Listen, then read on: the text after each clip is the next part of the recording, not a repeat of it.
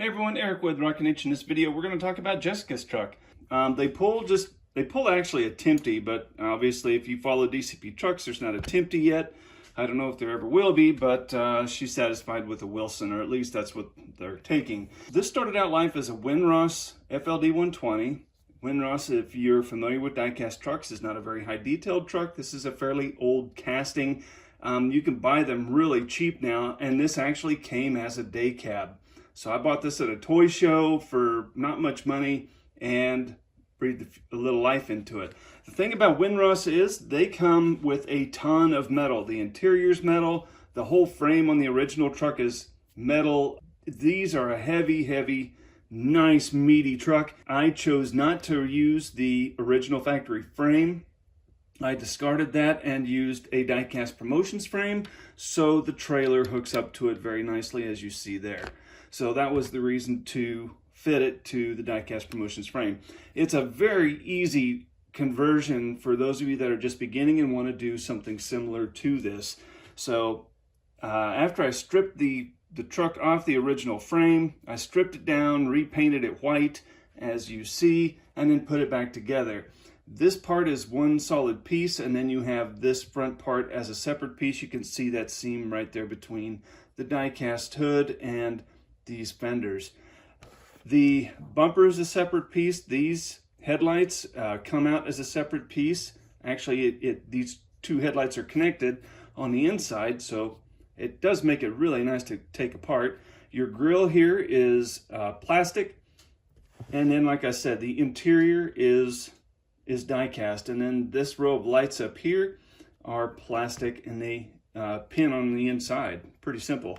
These do not come, or at least this one did not come with a windscreen, so I handmade a windscreen in there.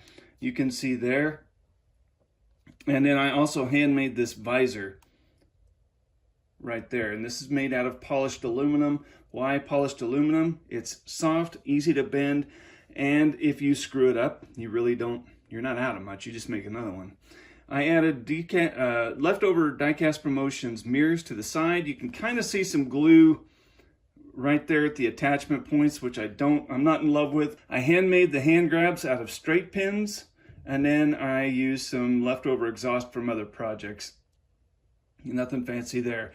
These fuel tanks best match the real ones, and so the fuel tanks here are out of my store.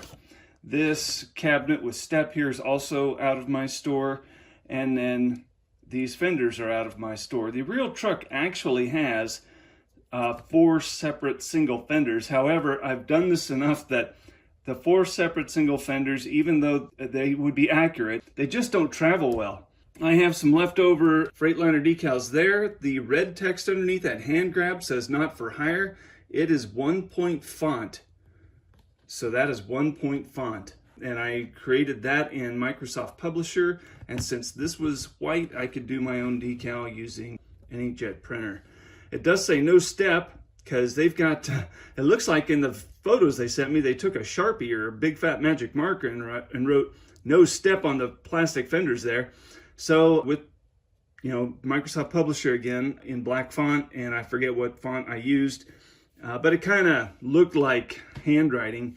I put no step and put it on both fenders just like the real truck. I do have a bit of a deck plate back here, so that was added. Put the pogo stick and airlines there and just tucked them inside the frame, and there we go. Let's take a look at underneath here. I did splice this frame together. This frame is actually a Kenworth T680 frame. I used 1/4-inch C-channel that I sell in my store to splice this frame together, and I went ahead and kind of spliced this clear underneath the cab just to hide the lines, so you just don't see the splice line there. I just wanted to hide that, so ran that in underneath the cab, and then the fuel tanks cover it up.